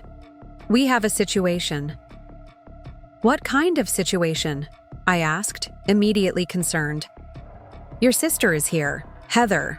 She showed up about 20 minutes ago with her twin daughters and what appears to be an entire homemade dinner. She says she wants to talk to you, and she's prepared to wait until you return. Speak of the devil, I thought. Did she say what this is about? Only that it's important, and she needs to see you in person. Dylan paused. For what it's worth, she seems nervous, not confrontational, and her daughters are currently drawing pictures of what they want the new Pinecrest playground to look like, which I don't recall us discussing as part of the renovation. I smiled despite myself. Sophie and Emma, Heather's 7-year-old twins, had always been imaginative children during the few times I'd been allowed to interact with them. Tell her I'll be there in 15 minutes, I said, accelerating slightly. And Dylan? Thank you for not turning her away. Are you kidding? And miss the next episode of Wilson Family Reckonings? It's better than streaming television. When I arrived at Pinecrest, I found Heather and the twins in the main dining room, which Dylan had apparently offered as a place for them to set up their impromptu dinner. The long farmhouse table that normally seated 20 had been partially set for 5, with a spread of containers revealing what looked like a home-cooked pasta dinner with all the trimmings. Aunt Rachel! The twins chorused when they saw me, abandoning their drawings to rush toward me with an enthusiasm that suggested they hadn't absorbed the family's tendency to keep me at arm's length. I knelt to hug them, genuinely happy to see their bright faces. Sophie, Emma, you've grown so much since I last saw you. We're in 2nd grade now, Sophie informed me solemnly. And I lost 2 teeth last month. Very impressive, I assured her. And what amazing drawings are you working on? It's the new playground for Pinecrest, Emma explained, pulling me toward their artwork. Mom said you own it now and you're making it better. So we thought it needed a really good playground with a castle and a pirate ship and a dragon slide. I glanced at Heather, who stood awkwardly by the table, hands twisting the edge of her cardigan. Did she now? We can discuss that later, Heather said quickly. Girls, why don't you show your drawings to Dylan while I talk to Aunt Rachel? For a minute? Dylan, ever perceptive, immediately engaged the twins in a serious discussion about the structural feasibility of dragon slides, leading them to a table across the room while Heather and I faced each other. Up close, I could see the nervousness in my sister's expression, the careful makeup that didn't quite conceal the signs of stress around her eyes. Heather had always been the most conventionally attractive Wilson sibling, with our mother's delicate features and naturally blonde hair. But today she looked tired, the confident real estate agent persona slipping to reveal something more vulnerable beneath. This is unexpected, I said, gesturing to the dinner spread. I know, and I'm sorry. For just showing up, she replied. But I've been trying to work up the courage to call you since the reunion, and I kept losing my nerve. Finally, Jason said I should just come over and talk to you in person like a grown-up instead of overthinking everything. The admission was surprisingly candid from Heather, who typically projected an image of effortless perfection. So here you are, I observed, with enough pasta to feed a small army. She smiled weakly. Cooking helps me manage stress. And I remembered you always liked my sun-dried tomato penne. The fact that she recalled this small detail, a favorite dish from years ago, caught me off guard. Perhaps I wasn't the only one who remembered more than I let on. It smells delicious, I acknowledged. But Heather, what is this really about? She took a deep breath. I need to apologize properly. What I said at the reunion about excluding you because it was easier, it was true, but it wasn't the whole truth. I crossed my arms, waiting. Heather fidgeted with her bracelet, a nervous habit from childhood. The whole truth is that I was jealous, she finally said. Not at first. At first, I just went along with Dad's disappointment and Mark's silence because it was the path of least resistance. But then, as you started building your business, as I saw the occasional social media posts about your projects, the articles, in industry magazines. She trailed off, then forced herself to continue. I realized you were creating something extraordinary, something that was entirely yours, not a role in the family business. not a career in a field Dad approved of. Something you built from nothing but your own vision and determination. This was not what I had expected. Heather, jealous of me? When she'd been the celebrated daughter, included in every family gathering, her achievements regularly touted by our parents? You had everything I didn't, I pointed out. Family support, validation, inclusion in every event and milestone. I had conditional approval, she corrected. I had celebration of achievements that fit within the narrow definition of success our parents recognized. What I didn't have was the courage to pursue a path they didn't sanction. She sank into a chair, suddenly looking exhausted. Do you know I wanted to be an interior designer, not a real estate agent? I have a design portfolio that I've never shown anyone except Jason. But when I mentioned it to Dad during my sophomore year of college, he said there was no money in decorating and suggested real estate instead as a practical application of my interest in houses. This was news to me. I'd always assumed Heather had chosen real estate willingly, had embraced the career that had brought her recognition and financial success. Why didn't you pursue design anyway? You didn't need Dad's approval. Didn't I? She asked quietly. You're the brave one, Rachel. You always have been. You left despite everyone telling you it was a mistake. You built your business despite no support from your family. I watched you do it, and part of me admired you tremendously while another part resented you for having the courage I lacked. The revelation created a seismic shift in my understanding of our family dynamic. I'd always cast Heather as the favored daughter, the one who received the approval and support I'd been denied. I'd never considered that the very constraints that had driven me away might have trapped her in a life that didn't fully reflect her passions, so excluding me from family events was partly jealousy, partly cowardice, and partly guilt, she admitted. Every time I saw evidence of your growing success, it reminded me of the path I hadn't taken. It was easier to pretend you weren't thriving than to acknowledge I'd compromised my own dreams while you fought for yours. I sat down across from her, absorbing this new perspective. Heather, I had no idea. How could you? We never really talk about anything important. She reached across the table hesitantly, not quite touching my hand. When you revealed that you owned Pinecrest, when I saw how you'd built this amazing company that's exactly what you wanted it to be, it forced me to confront some uncomfortable truths about my own choices.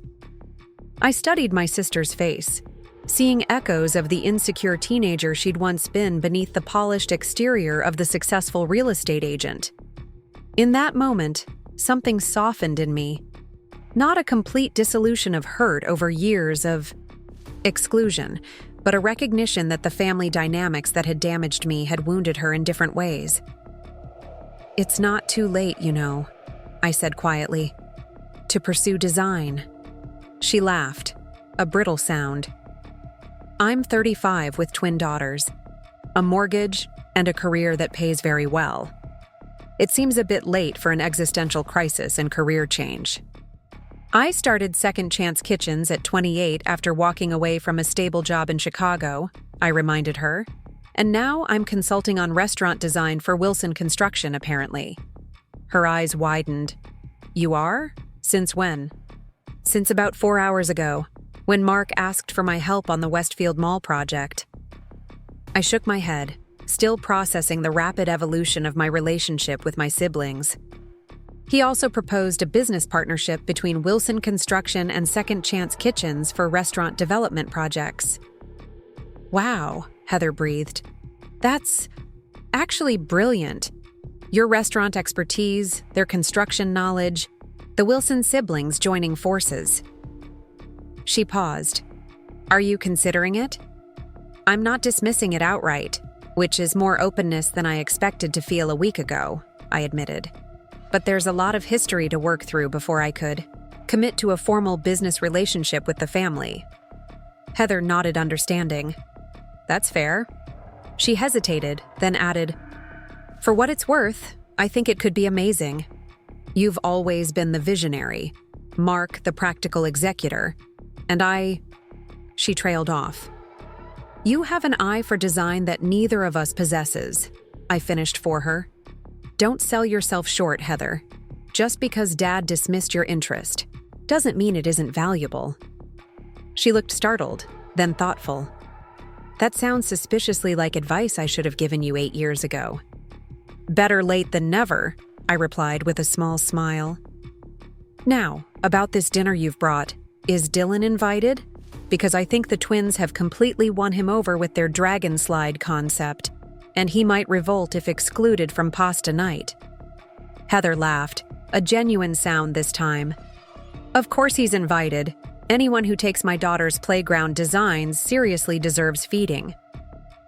As we called Dylan and the twins to the table and began serving the meal, I found myself in the surreal position of hosting my sister for dinner at Pinecrest Lodge, a scenario that would have seemed impossible a week ago. The conversation flowed more easily than I expected, moving from the twins' school activities to Dylan's background with Second Chance Kitchens to Heather's recent real estate projects. When the meal was finished and the twins were happily engaged, in dessert, Heather leaned closer to me. Rachel, there's one more thing I wanted to discuss. Mom and Dad's anniversary gift from the family was supposed to be a professionally designed memory book, photos from their 40 years together, milestone moments, family gatherings. I've been coordinating it. I tensed, anticipating where this was heading, another collection of family photographs from which I'd been systematically excluded. The thing is, Heather continued, I've been going through the archives and it's so obvious, Rachel. The gap where you should be, the missing years, the carefully cropped holiday photos. She looked genuinely distressed. I can't present them. With a book that erases you from family history, it would just perpetuate the whole dysfunctional pattern. What are you suggesting? I asked cautiously. A do-over, of sorts. Not to pretend the exclusion didn't happen, but to begin creating a more complete family record moving forward. She reached into her purse and pulled out a small envelope. Starting with this. Inside the envelope was a formal invitation, elegantly printed on heavy cardstock. The Wilson family cordially invites you to a photography session at Pinecrest Lodge, Sunday, July 24th at 10 a.m. Dress casual elegant. Professional photographer provided. You want to do a family photo shoot? Here? I asked, surprised. If that's okay, Heather said quickly. It seemed fitting somehow. The place you've made your own becoming the site of the first fully inclusive Wilson family portrait in 8 years. The symbolism wasn't lost on me. And Mom and Dad are on board with this? It was Dad's idea, actually, Heather admitted. He said something about how appropriate it was that the family would be reunited on ground that you now owned. A visual acknowledgement of how things have changed. I turned the invitation over in my hands, remembering years of being asked to step aside, to take the photo rather than appear in it, to accept exclusion as my due for choosing a path at odds with family expectations. The hurt hadn't disappeared, couldn't be erased by a single photograph or apology, but perhaps it could begin to heal through actions that acknowledged both the past exclusion and the commitment to a different future. Okay, I said finally, but on one condition. Name it, Heather said immediately. I want the first photograph to include Uncle Jack and exclude me, I said, and I want it displayed alongside whatever new family portrait we create. Heather looked confused. Why would you want to be excluded from the first shot? Because I don't want us to pretend the past didn't happen, I explained. I want visual evidence of the exclusion side by side with the new inclusion. Not as a punishment or reminder of hurt, but as an acknowledgement of growth and change. You can't truly see how far you've come without remembering where you started. Understanding dawned in Heather's eyes. That's actually profound. A before and after of our family dynamic, made visible through photographs.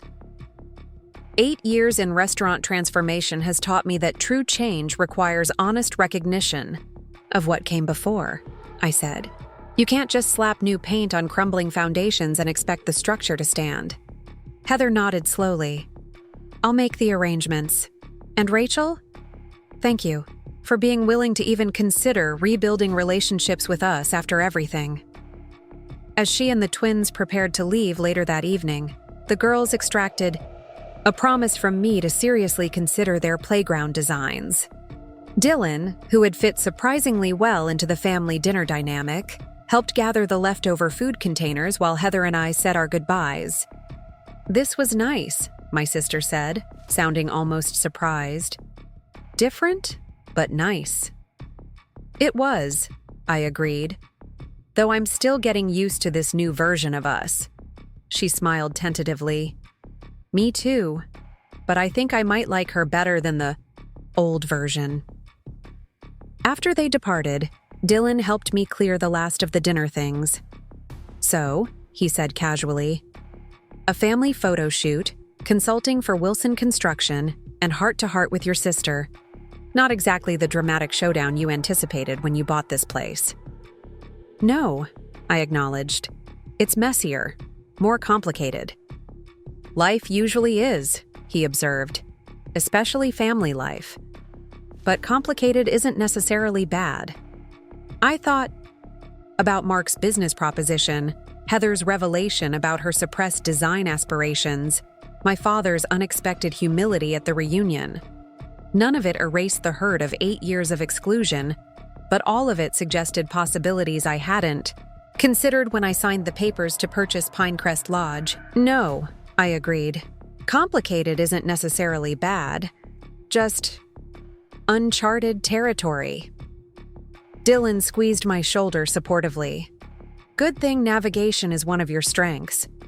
Now, about those renovation plans Mark suggested, are we considering bringing Wilson Construction officially into the project? I smiled at his use of we rather than you, a reminder that whatever I decided about reconnecting with my family, I had created a chosen family in Chicago that had supported me without conditions or expectations. Let's review the proposals. Side by side tomorrow, I suggested. Make the decision based on merit rather than emotion. Wise as always, boss lady, Dylan approved. Though I have to admit, I'm kind of looking forward to seeing how this whole Wilson family reconciliation tour plays out. It's like watching one of those home renovation shows, but with people instead of houses. I laughed despite myself. Remind me again why I keep you around? Because I'm the only one who will tell you when you're being stubborn for stubborns. Saike, he replied promptly. And because I make excellent coffee. Both valid points, I conceded. Later that night, alone in my cottage, I found myself scrolling through the photos on my phone, images of restaurant transformations from the past 8 years, the visible evidence of what I'd built during my exile from family approval. Each before and after set told a story of recognition, renewal, and reimagining what was possible within existing structures. Perhaps the same principles could apply to family relationships. Not a complete demolition and rebuild, but a thoughtful renovation that honored structural integrity while creating space for new purpose and function. Not erasing the past, but incorporating it into a more authentic and integrated future. The thought was both terrifying and strangely hopeful. I wasn't naive enough to believe that a week of revelations and apologies could undo 8 years of exclusion and hurt, but perhaps they could create a foundation for something new. A relationship with my family built on mutual respect and recognition rather than conformity to predetermined expectations. As I drifted toward sleep, I found myself mentally sketching renovation plans, not just for Pinecrest Lodge, but for the connections that had been damaged but perhaps not destroyed. Like the failing restaurants I transformed, maybe these relationships held potential that had been obscured by years of neglect and mismanagement. Maybe they too deserved a second chance. Sunday morning dawned clear and mild. Perfect weather for the Wilson family photo session scheduled at Pinecrest. I stood on the wraparound porch, coffee in hand, watching the photographer's assistant arrange backdrop screens and lighting equipment on the expansive lawn. The location had been carefully chosen, the graceful old oak tree that had become something of a Pinecrest landmark positioned behind where the family would stand. The lodge itself visible, but not dominating the frame. Uncle Jack arrived first, characteristically early and carrying a bakery box that undoubtedly contained his signature contribution to family gatherings: maple donuts from Cedar's Bakery on Main Street. "Look at you," he called as he climbed the porch steps. Property owner, family peacemaker, and now portrait coordinator. You've been busy since our last coffee. I smiled, accepting both the bakery box and the warm hug he offered. Peacemaker might be overstating things. We're taking pictures, not signing peace treaties. Sometimes a picture says more than any document could, he observed, helping himself to coffee from the carafe I'd set out for early arrivals. Heather told me about your before and after photo concept.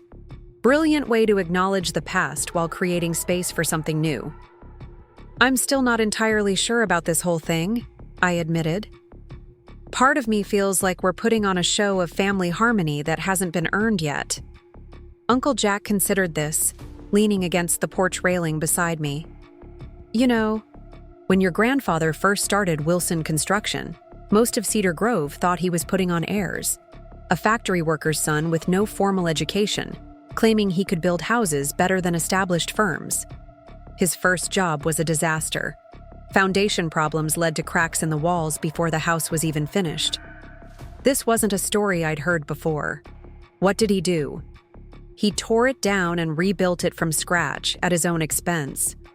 Lived on beans and cornbread for 6 months to cover the costs. Uncle Jack smiled at the memory. When someone asked why he didn't just patch the cracks and hope for the best, he said something I've never forgotten. Sometimes you have to create the visible evidence of what you're committed to becoming, even before you've fully mastered how to be it. I turned the phrase over in my mind, seeing its relevance to our current situation. So, you think this family portrait is us creating visible evidence of what we're trying to become, even if we haven't fully figured out how to be it yet? Exactly. He squeezed my shoulder affectionately. Real change is messy, Rachel. It doesn't happen in a single dramatic moment. It happens in 1,000 small choices made differently than before. Today's photo is just one of those choices. Before I could respond, more cars began arriving. Mark and his family, Heather with her husband and the twins, cousins from both sides of the family. Last to arrive were my parents, my father looking uncharacteristically casual in tailored jeans and a blue button-down. My mother elegant as always in a simple cream dress that probably cost more than most people's monthly rent. I greeted everyone with the professional warmth I'd perfected during years of client meetings. Friendly but slightly reserved, engaged but maintaining a protective distance. Some family members responded with genuine warmth, others with the awkward uncertainty of people who knew they'd participated in my exclusion but weren't sure how to address it directly. The photographer, a cheerful woman named Elena whom Heather had hired, gathered everyone near the oak tree to explain the session plan. We'll start with the larger family group, she announced, then break into smaller groupings. Immediate. Family, siblings, grandparents with grandchildren, and so on. If anyone has specific combinations they'd like captured, just let me know. As everyone moved into position for the first shot, I quietly stepped aside, catching Uncle Jack's eye, and nodding slightly. He understood immediately, moving to take what would have been my place between my mother and Heather. "Rachel," my mother called, "we're waiting for you." "This first one is without me," I explained, my voice carrying clearly across the gathering. "Uncle Jack is standing in my place." Confusion rippled through the assembled relatives. My father frowned, starting to step forward, but Heather placed a restraining hand on his arm. "Dad, remember what we discussed," she said quietly but firmly. "This is part of Rachel's condition for the photo session." Understanding dawned on some faces, discomfort on others. Good, I thought. Discomfort meant acknowledgement, and acknowledgement was the first step toward genuine change. "I don't understand," my cousin Megan said loudly. "Why wouldn't Rachel be in the first family photo?" The question hung in the air, creating exactly the moment of reckoning I'd hoped for. The systematic exclusion that had been carried out through polite fictions and careful omissions was suddenly visible, impossible to ignore. Surprisingly, it was my father who answered. Because for 8 years, we took family photos without Rachel. We excluded her from holiday cards, reunion pictures, celebration photos, all of it. This first shot acknowledges that history before we create new images that include everyone. The blunt admission from my father, who typically avoided public acknowledgement of uncomfortable truths, created a ripple of shocked silence. "It was wrong," he continued, looking directly at me rather than the assembled relatives. "And while we can't change the past, we can document both what was and what we're committed to creating moving forward." Elena, to her credit, recovered quickly from the unexpected family drama. "So we'll take the first shot with Uncle Jack standing in Rachel's place, and then a second with Rachel included. Is that right?" "Exactly," I confirmed. 2 images that tell the complete story, not just the harmonious ending, but the difficult journey. The first photo captured the Wilson family as they had presented themselves to the world for 8 years, with Uncle Jack standing in the space that should have been mine. I watched from behind Elena as she directed slight adjustments in positioning, feeling a strange sense of déjà vu. How many times had I been in this exact position, observing family documentation from which I'd been deliberately excluded? When the first series was complete, Elena looked to me. "Ready for the second set?" I nodded, moving forward to take my place in the family grouping. Uncle Jack stepped aside, squeezing my arm supportively as we passed each other. "Rachel," my mother said softly as I positioned myself beside her. "Thank you for this." I wasn't entirely sure what she was thanking me for, agreeing to the photos, creating the before and after concept, coming back to Cedar Grove at all, but I nodded acknowledgement. Elena captured several configurations of the full family group with me included, then began arranging smaller groupings. The siblings shot with just Mark, Heather, and me felt particularly significant. The 3 Wilson children together for the first time in a formal portrait since before I'd left for Chicago. "Now just the immediate family," Elena directed. "Thomas, Barbara, and your 3 children." My parents positioned themselves in the center, with the 3 of us arranged around them. As Elena prepared to take the shot, my father did something entirely unexpected. He reached out and took my hand, then took Mark's in his other, creating a physical connection between the 3 of us that hadn't existed in years. "I want this one printed large for my office," he said, his voice gruff with emotion, "to replace the old one that's been there too long." I knew exactly which photo he meant, the prominent portrait behind his desk that showed him with my mother, Mark, and Heather at Mark's law school graduation. I'd been in Chicago during that event, uninvited and unaware it was happening until I saw the photos afterward. The gesture wasn't grand or dramatic, but it represented something significant. A public declaration that the family narrative had changed, that I was no longer the erased daughter, but an equal member of the Wilson family. When the formal session concluded 2 hours later, the gathered relatives broke into smaller conversational groups, enjoying the refreshments I'd arranged on the patio. I was speaking with my mother's cousin Ruth when I noticed Mark deep in conversation, with Dylan near the porch steps, both men gesturing animatedly while looking at something on Dylan's tablet. Excusing myself from Ruth, I made my way toward them, catching the tail end of their exchange. "Exactly the expertise we need for these specialized projects," Mark was saying.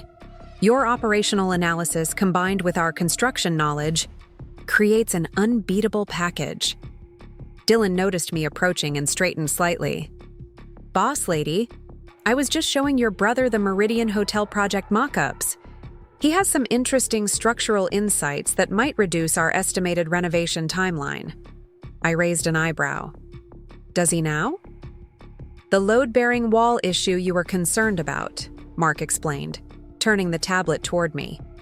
There's a cantilever approach we've used in similar historic properties that would maintain the original facade while allowing the interior reconfiguration you need for the kitchen expansion. The solution was elegant and addressed precisely the challenge that had been keeping our design team stuck for weeks. More surprising than the technical insight, however, was the fact that Mark and Dylan had apparently developed enough rapport to be discussing project details without my involvement. That could work, I admitted, studying the rough sketch Mark had created on the tablet. It would need detailed engineering, but conceptually, it solves the problem. Wilson Construction could provide preliminary structural assessments for all your current projects, Mark suggested, trying to sound casual, but not quite hiding his eagerness. No commitment, just professional courtesy to see if there's real potential in combining our expertise. I glanced at Dylan, who gave a subtle nod of approval. Send me a formal proposal, I said to Mark. We'll review it alongside the other firms we're considering for structural consultation. Mark's face fell slightly at not receiving an immediate, enthusiastic acceptance, but he recovered quickly. Of course, complete with references and case studies of similar projects. You'll have it on your desk by Wednesday. As the gathering began to disperse in the early afternoon, I found myself alone with my parents on the porch, watching cars pull away down the long driveway. The three of us stood in uncommon silence, the weight of the day's symbolic reconfiguration hanging between us. The photos should be ready in about 2 weeks, my mother finally said. Elena will send the digital files for your approval before we make any prints. I'd like the before and after shots displayed side by side in the final album, I reminded her, not hidden away or separated. Of course, she agreed quickly. That was our agreement. Another silence fell, broken eventually by my father clearing his throat. Rachel, your mother and I have been discussing something we'd like to propose. I tensed slightly, conditioned by years of experience to expect proposals from my father, to come with hidden agendas or unspoken expectations. What kind of proposal? We'd like to host a formal dinner at the house next Saturday, he said, to introduce Cedar Grove's business community to you and Second Chance Kitchens. This was not what I'd expected. A business networking dinner? Essentially, yes, my mother confirmed. Many of our friends and associates have significant commercial holdings that could benefit from your restaurant expertise. And frankly, they should know about the remarkable business you've built. The suggestion that my parents wanted to showcase my company to their social and business circles, the very people to whom they'd downplayed my career for years, created a complex mixture of emotions. Part of me was touched by their desire to publicly acknowledge my success.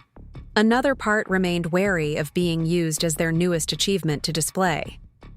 I'll consider it, I said after a moment. Send me the details of who you're thinking, of inviting, and I'll discuss it with Dylan. If we decide to participate, I'd want him included as my business partner. Of course, my mother agreed immediately. We should have specified that. Dylan would be a guest of honor alongside you. That evening, as I reviewed the day's events, my phone rang, a Chicago number I didn't recognize. Rachel Wilson speaking. I answered professionally. Ms. Wilson, this is Margot Delaney from Cuisine Forward magazine, came a crisp female voice. I'm hoping to speak with you about a potential feature article. My pulse quickened slightly. Cuisine Forward was one of the restaurant industry's most respected publications, known for thoughtful profiles of innovators and trendsetters in food service. We're developing a special issue on restaurant transformation specialists, consultants who revitalize failing establishments rather than launching new concepts. Your work with Second Chance Kitchens has come up repeatedly in our research as exemplary in the field. This was significant recognition, Exactly the kind of industry validation that would raise Second Chance Kitchen's profile nationally and potentially attract higher caliber clients. Standing on the porch after the call ended, I gazed out at Pinecrest Lodge, my property, my achievement, my statement. What had begun as a dramatic gesture to challenge my family's narrative about me had evolved into something more complex and potentially more meaningful. The ownership of Pinecrest had created connections and opportunities that extended far beyond the initial family dynamic I'd sought to disrupt. Whatever happened with my family going forward, whether the tentative reconciliation efforts strengthened or faltered, whether business partnerships materialized or dissolved, Pinecrest would remain tangible evidence of what I'd accomplished on my own terms. Not a rejection of family connection, but an assertion that such connection needed to be built on mutual respect rather than conformity to prescribed roles. Up next, you've got 2 more standout stories right on your screen. If this one hit the "Mark, you won't want to pass these up," just click and check them out.